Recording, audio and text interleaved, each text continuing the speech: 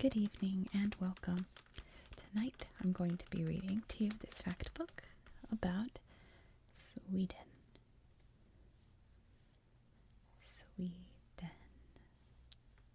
Sweden. There we go. Let's dive right in. You can see where Sweden's located in the world. Let's read some facts about Sweden. Sunshine and snow. Many beautiful groups of islands lie around Sweden's long coastline. The islands shelter calm waters where Swedish people love to sail, fish, and swim. Inland are many powerful rivers and thousands of lakes. Most people in Sweden live in cities, but they keep vacation cottages along the coast and in the countryside. Sweden lies in the far north of Europe.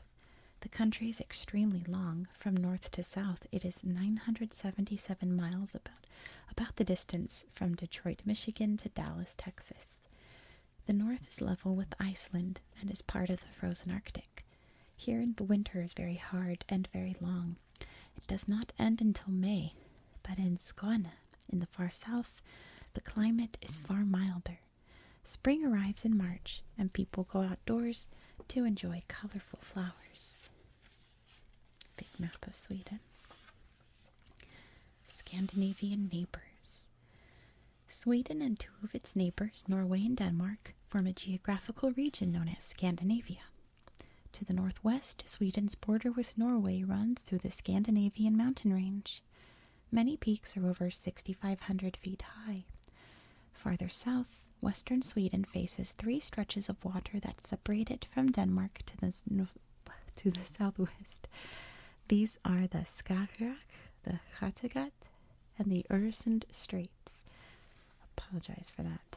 Today, a high-tech bridge and tunnel cross the Øresund Strait. They connect the city of Malmö in southwestern Sweden to Copenhagen, the capital of Denmark. The bridge carries a 2-lane freeway in each direction and a 2-track railroad. It runs from Malmö to an artificial island where cars and trains continue into an underwater tunnel that connects to Copenhagen. Altogether, the bridge tunnel is 10 miles long. Sweden has a border with a third neighbor, Finland, in the northeast, and faces the Gulf of Bothnia and the Baltic Sea farther south. In the winter, the Gulf of Bothnia freezes over. Two large islands in the Baltic Sea, Gotland and Öland, are part of Sweden. They are famous for their meadows of wild orchids. Some kinds of orchid live nowhere else in northern Europe. Made by glaciers. Sweden's landscape was carved by ice. Great glaciers or sheets of ice moved across Scandinavia about 10,000 years ago. They rounded the tops of mountains, cut steep-sided valleys, and made Sweden's 100,000 lakes. Almost 1/6 of Sweden lies north of the Arctic Circle. The landscape is nearly bare. Trees cannot grow because the summer is short and the winter is so cold. Beneath the top layer of soil, much of the ground is frozen all year round. Shrubs, grasses, mosses, and lichens are all that live here. The land is called tundra. The name means treeless upland in the language of the Sami, the people that traditionally live there. Farther south, the vegetation is rich. There are miles of forest, snow-capped mountains and glaciers, and wetlands. In the south lie rolling plains and farmland, and sandy beaches face the Baltic Sea. Most of Sweden's industry is in southern Sweden. The main cities, Malmö, Göteborg, and the capital Stockholm, are all in this part of the country. Baltic Islands. Just outside Stockholm Harbor, an archipelago or group of islands, in this case 24,000 islands, begins and stretches 50 miles into the Baltic. Some of the islands have no buildings or inhabitants. Others can be reached by ferry. Some people live on the islands, and others keep traditional wooden vacation cottages. These islands often have hotels and youth hostels. The islands are especially popular with sailors, bird watchers, and nature lovers. The Royal Swedish Yacht Club is on the island of Sandhamn. Each summer, people arrive there from many countries to take part in the famous Round Gotland yacht race. Light shows. The Arctic North is a good place to see one of nature's most spectacular displays, the Aurora Borealis, or Northern Lights. These displays of green or red light in the night sky are caused by collisions between tiny particles very high up in the Earth's atmosphere. The light shows usually appear in fall and spring, but you have to stay up very late to see them. Often they don't start until 11 p.m. or even later. Snow and ice. All of Sweden is snowy in winter. In the south, the snow only lasts a month or two, but in the north it covers the ground from mid-October to mid-April. In Kiruna, the northernmost city in Sweden, the snow can be up to 7 feet deep. I'm pretty sure it's Kiruna or Kiruna. Let's say Kiruna. Every January, Kiruna has a snow festival. Teams compete to carve sculptures from huge blocks of ice. Near Kiruna at Jukkasjärvi, a hotel is built from ice each winter.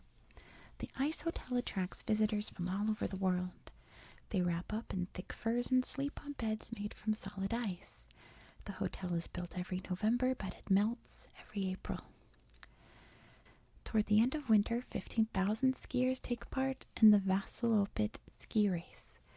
The race covers 55 miles across the country from Sälen to Mora in central Sweden. It was first held in 1922 and is the oldest and the longest ski race in the world.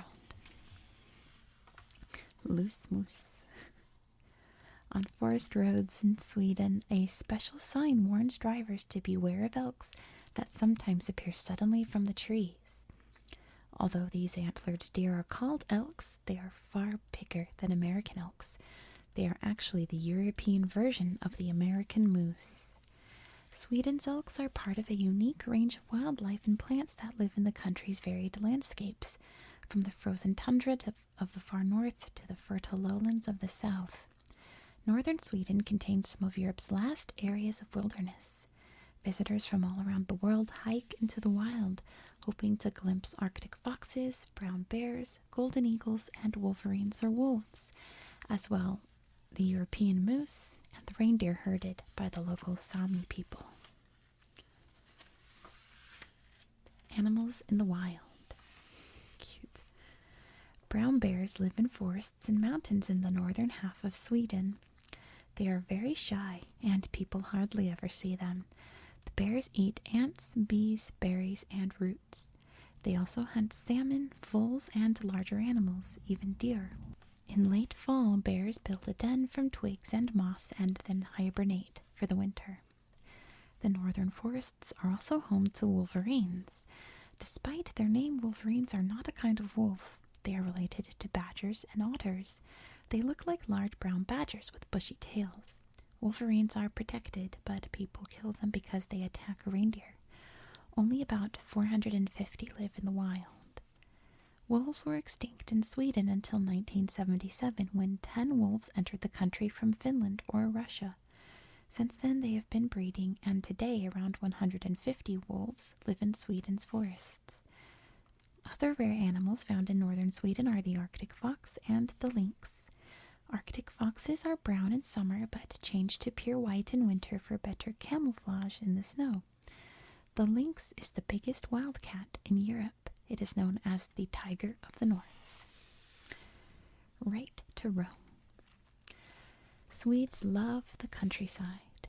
Everyone has the right to hike, ski, cycle, or ride a horse anywhere as long as they follow certain rules.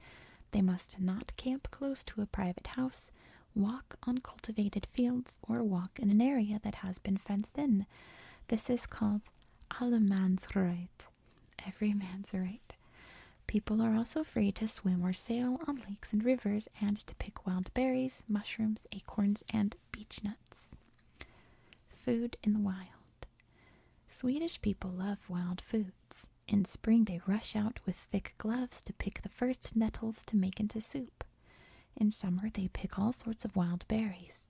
In fall, they collect different berries and mushrooms. Beginners go to classes to learn which wild berries and mushrooms are safe to eat.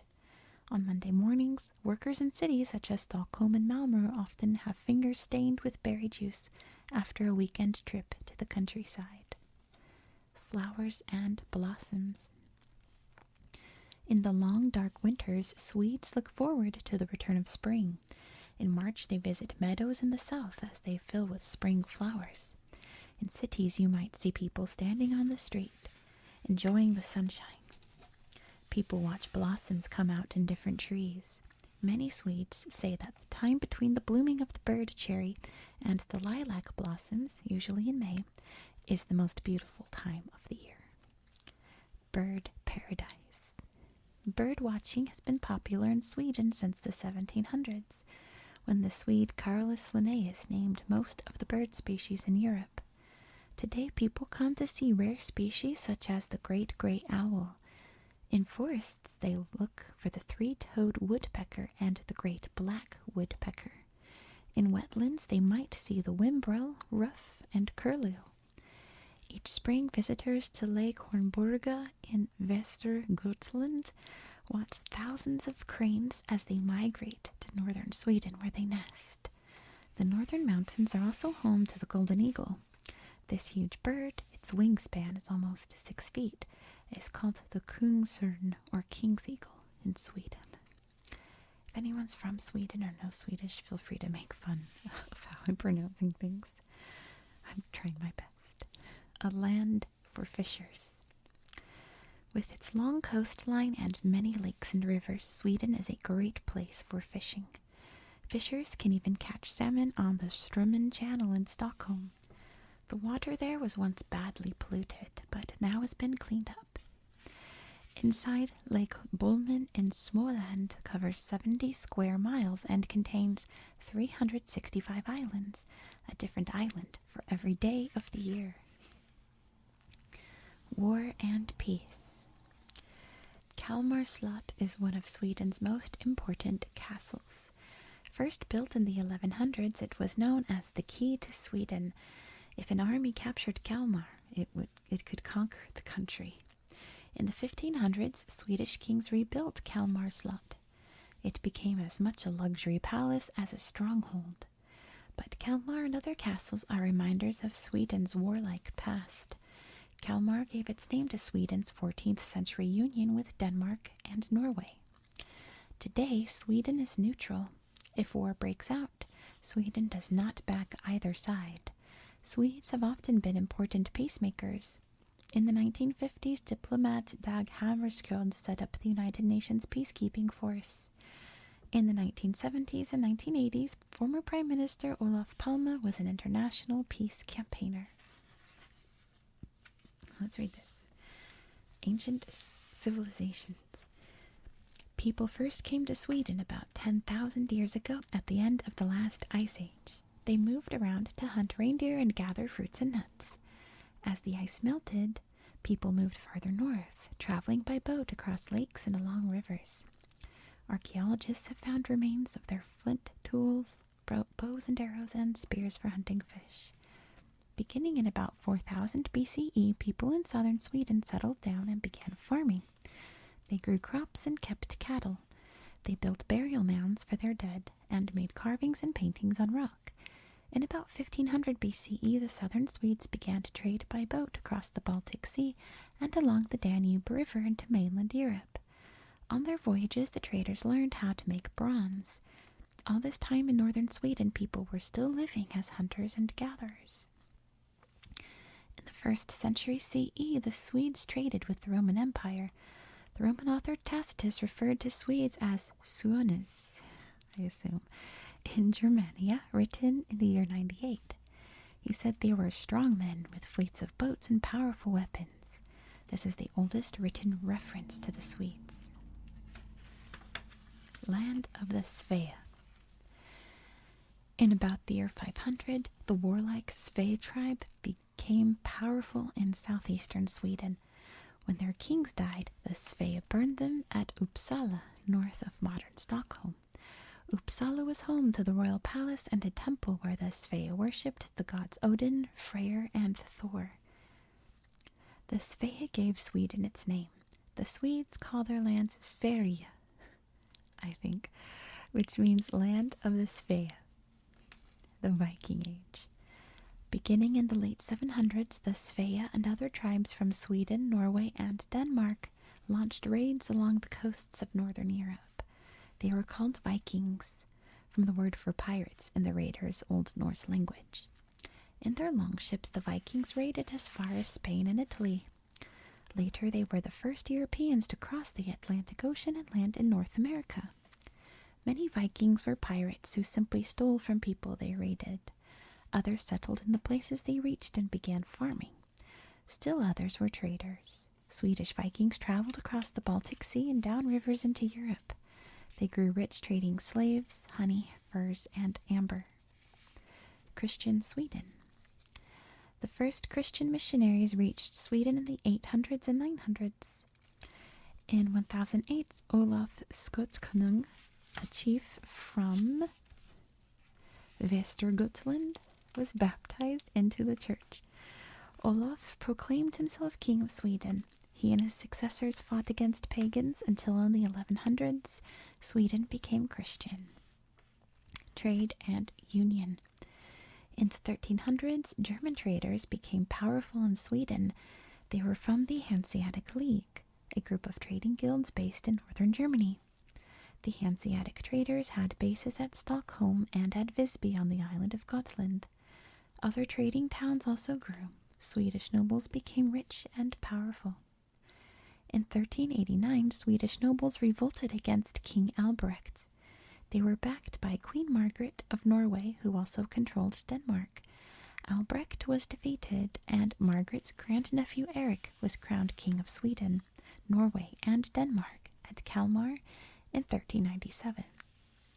The three members of the Kalmar Union quarreled. In 1471, the Swedes defeated King Christian I of Denmark.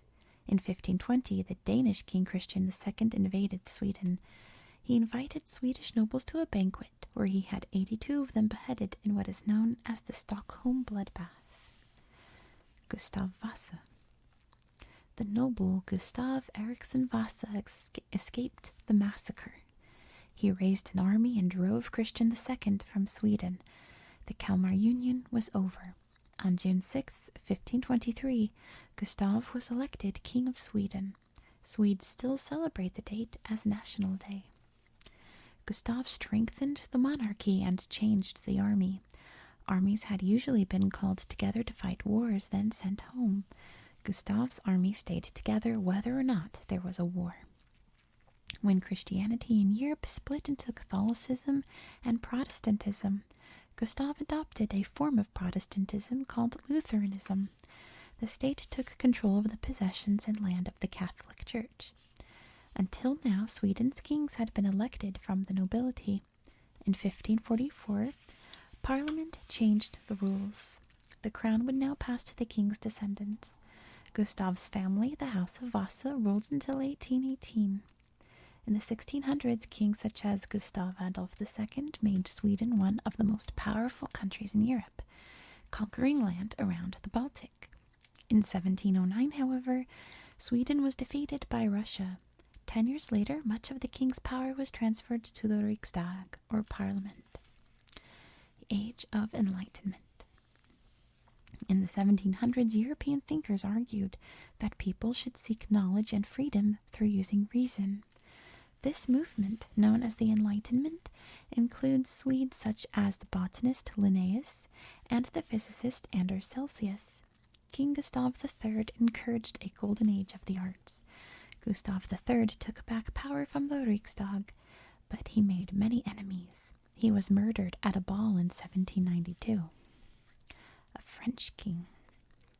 In 1805, King Gustav IV joined an alliance with other European countries against France, then led by Napoleon Bonaparte. In 1809, Napoleon's Russian allies captured most of Finland, which had been part of Sweden since the 13th century. After the defeat, King Gustav IV was forced to give up his throne. The new king, Charles XIII, had no children. The Swedish parliament elected the French soldier Jean-Baptiste Bernadotte as crown prince. He led Swedish troops as Sweden and its allies defeated Napoleon in 1813. As part of the peace settlement, Norway passed to Swedish control. The two countries were united until 1905. Bernadotte became King Charles XVI in 1818. Centuries of change. Sweden's population grew rapidly in the 1800s, but there was not enough work. Thousands of immigrants left Sweden to find a new life. Between the 1850s and 1930s, 1.3 million Swedes settled in the United States. Meanwhile, Sweden's economy improved. Railroads and canals made communication better. Sawmills and wood pulping factories were the basis of Swedish industry. In 1842, the Riksdag introduced free elementary schools. As Swedes became better educated, they joined political movements, workers' associations, and labor unions. In 1921, a long campaign won all Swedish adults the right to vote in parliamentary elections. The Swedish model. In the 1900s, industry developed fast. Many people moved to Stockholm, Malmö, Göteborg, and other cities to work. In 1936, Swedish politicians began to develop the welfare state. The government paid money to people who had no jobs or who were sick. Sweden became famous for combining successful industry with good conditions for workers, thanks to strong labor unions and the welfare state. The combination is called the Swedish model. Today, Sweden, like many countries, faces new challenges. Some Swedes want a more dynamic economy, but many Swedes still support the Swedish model. They believe that its basic intention to avoid severe inequalities is commonsensical. They see it as an important part of being Swedish. Light in the darkness. On December 13th, Swedish children celebrate the Festival of Lights on St. Lucia's Day. A girl called the Light Queen puts on a crown of candles and a white robe. She leads a procession of girls carrying candles and boys wearing pointed hats topped with golden stars. They all sing carols in praise of St. Lucia. The Light Queen hands out ginger snaps and drinks. She represents the sun, which will return when winter turns to spring. Swedish people enjoy celebrating the changing seasons. When spring arrives, they light bonfires to mark Walpurgis Night. In midsummer, they dance around maypoles with flowers in their hair. They enjoy an outdoor feast of herring, sour cream, and potatoes, along with fresh strawberries and cream. Town and country. In Swedish towns and cities, about half the people live in apartments. The tenants share washing machines and dryers in the basement. Outside, there are gardens and play areas for children. Most apartment buildings have an area for storing bicycles. On Saturdays in summer, families often drive to the country for a day out or to stay in a cottage. Almost half of all Swedes stay in a country or seaside cottage every year. Family and festivals. Families are important in Sweden, particularly at the time of major festivals such as Midsummer, Easter, and Christmas. People invite family and friends to big parties and to eat traditional dishes. At midsummer, they always try to eat outdoors, even if there are clouds in the sky. Nights are extremely short at midsummer, and people gather to watch the sun set and rise again a few hours later. Young people sometimes pick 9 different wildflowers and place them under their pillow when they go to bed.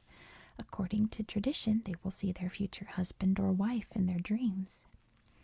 On Maundy Thursday, before Easter Sunday, children dress up as witches and hand out Easter cards to friends and neighbors. In return, they receive sweets or small gifts of money. On Easter Sunday, people eat decorated hard-boiled eggs. On Christmas Eve, Swedish families share a traditional meal of ham, lutefisk, a type of fish, and rice pudding. They dip bread in the broth left over from boiling the ham, a tradition called toppigrytan, dipping in the kettle. Then children are ready for a visit from the tomte, their equivalent of Santa Claus. The tomte is a kind of gnome that people used to say lived under the floor of the barn and looked after cows and pigs on the farm. In many families, a person dresses as the tomte and brings in a bag of presents. People often leave a bowl full of rice pudding out for him. Swedish food. People in different parts of Sweden have local specialties, but people everywhere traditionally eat berries and fresh foods in summer, and root vegetables and preserved foods in winter. Fish has always been an important food in Sweden. It appears in the best-known Swedish meal, the smörgåsbord. The self-service table includes herring, gravad lax, which is spiced raw salmon and dill, potatoes, cold meats, salads, and perhaps Janssens frestelse, or Janssens temptation, a casserole of onions, potatoes, anchovies, and cream. Whatever they eat, Swedes often drink coffee. People in Sweden drink more coffee than anyone else in the world. They have a special word, fika, which means to take a break for coffee. They often have a cookie or a sandwich with coffee. Mothers at work. In parks and supermarkets all over Sweden, you can see fathers looking after babies and young children. 8 out of every 10 Swedish women go out to work. When a couple has a baby, both parents get paid time off work to share childcare during the first year. About the age of 1, children usually go to a daycare center or dagis. There are places for all children up to age 6. Parents leave home early to drop the children off at the dagis. Often they go by bicycle, with the children riding in seats on the back. The Swedish government tries to make it easy for parents to combine work and family life. Sweden's birth rate is one of the highest in Europe. People in Sweden always show respect toward children. There is a law against threatening or hitting children. Growing up. Children start school at age 6 or 7. They have plenty of opportunities to play sports and to learn musical instruments. There are classes and practice sessions before and after school. There are only 2 semesters. They are divided by a Christmas holiday that lasts from mid-December to early January. At age 16, young people can choose whether to carry on studying or to learn skills useful for work. 9 out of 10 Swedish children continue on from compulsory school to upper secondary school or gymnasieskola until they are 19. Then they often go to college or university. Films, books, and music. Sweden is famous around the world for its movie makers and stars. 2 of the greatest movie stars of the 20th century, Greta Garbo and Ingrid Bergman, were Swedish. Director Ingmar Bergman made a series of famous films, including Wild Strawberries and The Seventh Seal, from the 1950s to the 1980s. The country's also produced many well-known writers. In the late 19th and early 20th centuries, August Strindberg wrote novels and plays that were acclaimed around the world. Beginning in the 1940s, Astrid Lindgren wrote children's books that were read by children in many countries. Her most famous character is a young girl called Pippi Longstocking. Many Swedes like folk music. At summer festivals, fiddlers play waltzes and polkas for dancing. The Swedes have even developed their own form of country music called dansband music. Sweden is famous for its pop music. The Swedish group ABBA was one of the best-selling bands of the 1970s and early 1980s. Other famous Swedish bands include Roxette, Ace of Base, The Cardigans, and Peter, Bjorn, and John. Swedish sports. Swedish people love hiking, swimming, cycling, horseback riding, canoeing, and sailing in summer. In winter, they enjoy skiing and ice skating. Babies are pulled along over the snow in buggies mounted on skis, and children learn to ski when they've only just learned to walk. Swedes also like fishing, even in midwinter, when they fish through holes in the ice of frozen lakes. Swedes also like ice hockey and soccer. The success of Swedish tennis star Bjorn Borg in the 1970s and early 1980s made tennis a major sport in Sweden. Children and young people play regularly and compete in tournaments. King and country. Every year, Carl Gustav XVI of Sweden presents the well-known Nobel Prizes in physics, medicine, literature, chemistry, economics, and peacemaking at a ceremony in Stockholm. Afterward, he eats with the winners at a banquet in the city hall. Guests dress in formal suits and white ties. The King of Sweden does not have any real power. His duties are ceremonial. He opens the yearly session of the Riksdag, or Parliament, which governs the country. He also takes charge of the special council that meets with when the government changes after an election. With his wife, Queen Sylvia, King Carl XVI represents Sweden on visits to other countries and receives monarchs or heads of government when they visit Sweden. Industrial miracle. In 1900, Sweden was one of the poor countries of Europe. It depended almost completely on farming. But the country has changed remarkably. Today, Sweden has a successful industrial economy, and Swedish companies are famous around the world. They include car and truck makers Saab and Volvo, furniture seller IKEA, telecommunications company Ericsson, and Electrolux, which makes refrigerators, washing machines, and other domestic appliances. In the 1980s and early 1990s, Swedish companies were so successful that they bought their rivals from other countries. IKEA took over British company Habitat in 1992, for example. Swedes were proud of this success. More recently, however, some Swedish companies have been sold to foreign firms. In 1999, Volvo sold its car-making business to the U.S. company Ford. Such sales worried some Swedes. The sales were partly the result of economic difficulties in the first half of the 1990s. Many people lost their jobs. Welfare was expensive. In the mid-1990s, the government cut spending and tried to make the cost of Swedish goods lower. Since then, the economy has recovered. Sweden is doing well again, especially in telecommunications, information technology, and biotechnology. At work in Sweden. Swedish companies usually treat their employees well. Managers and workers are encouraged to work together. They share team-building exercises. Even top executives often wear casual clothes and have simple offices. They answer the telephone themselves rather than having a receptionist. The Swedish style of management is admired around the world. There are very few strikes in Sweden. The government, workers, and industry leaders work closely to solve problems. Labor unions are very important to the system. Protecting the environment. Most Swedish people love nature. Many Swedes try hard to make changes in industry and people's lifestyles that help protect the environment. Swedish industry has invested a lot of money in reducing emissions that harm the environment. Companies have set up programs that protect nature. In Swedish homes, people recycle a lot of what they use. Most people separate their trash into food waste, paper, tin, and glass, which are all collected separately. Nuclear energy. In the 1970s, the price of oil rose sharply around the world. Sweden decided to import less oil. Since then, most of its electricity has been produced by water power and nuclear power. In March 1979, there was an accident at the 3 Mile Island Nuclear Generating Station, a facility in Pennsylvania.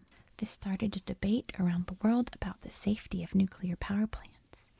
In 1980, the Swedes agreed on a national vote to phase out nuclear power by 2010. They became even more determined to do this after another nuclear accident. In April 1986, explosions at the Chernobyl nuclear power plant in Ukraine spread radioactive material over many countries, including Sweden. Sweden did not shut down all its nuclear power plants, however. The government closed 2 plants in 1999 and 2005, but in 2008, Sweden still had 10 working nuclear power plants. Swedes still debate whether they should be closed, but there is no easy solution. The 10 plants produced about half the country's electricity. Coping with unemployment. In the 1970s and 1980s, most countries in Europe had poor economies and many people were out of work. However, Sweden was just the opposite. There were not enough people to take all the jobs. At this time, immigrants came to Sweden to work. Many of the new arrivals were refugees from Chile, Palestine, Somalia, Iraq, and Iran, who were forced to move because of violence at home. Sweden tried to give newcomers the same opportunities that Swedes enjoyed. However, when the country's economy began to fail in the 1990s, this became a big challenge. Many people, including new immigrants, found it difficult to find work. By the mid-1990s, 1 person in 10 in Sweden was without a job. A new approach? Some people began to call for a new approach. In September 2006, the Alliance for Sweden, a coalition or group of political parties led by the Conservative Party, took power from the Social Democrats, who had dominated the government for nearly 70 years. Conservative Party leader Fredrik Reinfeldt became Prime Minister. The new government set out to boost the number of jobs and cut welfare benefits. The Alliance for Sweden still supports the Swedish system of combining competitive industry with a strong welfare system, however. People around the world admire the Swedish system. Its success depends on the character of the Swedes. They are happy to use their common sense and to make compromises. Swedish people are proud of the system. They see themselves as setting an example that other countries should follow. That's the end of our book.